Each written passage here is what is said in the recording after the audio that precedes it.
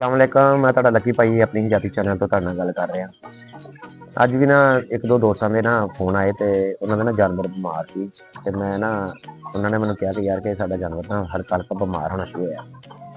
ਮੈਨੂੰ ਉਸ ਟਾਈਮ ਯਾਦ ਆਇਆ ਕਿ ਉਸ ਟਾਈਮ ਕਿ ਇਸ ਟਾਈਮ ਮੌਸਮ ਜਿਹੜਾ ਨਾ ਉਹ ਚੱਲਣ ਦਿਆ ਵਾ ਕਿ ਮੌਸਮ ਉਹ ਚੱਲਣ ਦਿਆ ਵਾ ਕਿ ਇਸ ਮੌਸਮ ਦੇ ਵਿੱਚ ਨਾ ਬਿਮਾਰੀ ਆਉਂਦੀ ਹੁੰਦੀ ਆ ਤੇ ਉਹਨਾਂ ਨੂੰ ਨਾ ਦੱਸਣਾ ਮੈਂ ਇਹ ਗਵਾਰਾ करदा वां कि जिहड़े मौसमां च बीमारी जिहड़े मौसमां च ज़्यादा बीमारी होंदी एक इस मौसम च बीमारी होंदी है कि जिहड़े मौसम दे विच ना इंसान जो गंदम की कटाई होंदी है ना गंदम की कटाई इन्हां दिनां दे विच तुसीं अक्सर देखोगे इंसानां नूं भी अखां दे विच हल्का मसला आएगा सांस का मसला आएगा ठीक है ना। इन्हां दिनां दे विच अक्सर बीमारी आउंदी है।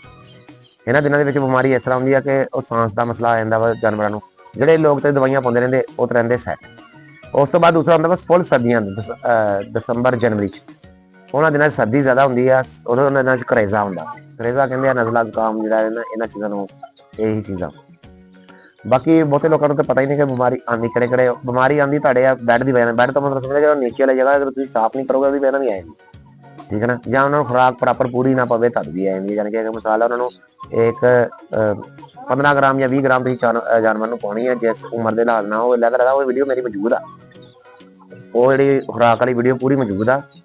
अगर किसी को खुराक के बारे मालूमात नहीं वो वीडियो मेरी देख सकता ठीक है ना।